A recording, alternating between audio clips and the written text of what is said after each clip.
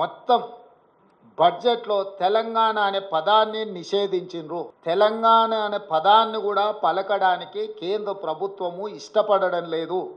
10వ బడ్జెట్ సమావేశాల సందర్భంగా ప్రధానమంత్రి గారు తెలంగాణ రాష్ట్ర ఏర్పాటు ప్రక్రియను తప్పుపట్టినప్పుడు, తెలంగాణ రాష్ట్ర ఏర్పాటు ప్రక్రియనే పార్లమెంటు విధి విధానాలు ఉల్లంఘించి ఏర్పడింది అని అన్నప్పుడు, వారి మనసులో ఇంత కక్ష ఉంది తెలంగాణ పట్ల అనేది తెలంగాణ ప్రజలు ఊహించలేదు.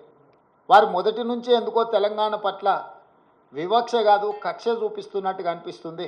గతంలో కేంద్రంలో ఉండే ప్రభుత్వాలకు ప్రతిపక్ష పార్టీలు అధికారంలో ఉన్న రాష్ట్రాల పట్ల వివక్ష చూపిస్తారని చర్చ జరిగితే అది ఎట్లుంటుందో మాకు అర్థం కాలేదు. కానీ ఇప్పుడు నరేంద్ర మోడీ గారి ప్రభుత్వము వివక్ష కాదు కక్షాపూరితంగా తెలంగాణ ప్రజల పట్ల వ్యవహరించింది అని చెప్పి స్పష్టంగా మా ప్రభుత్వం భావిస్తున్నది.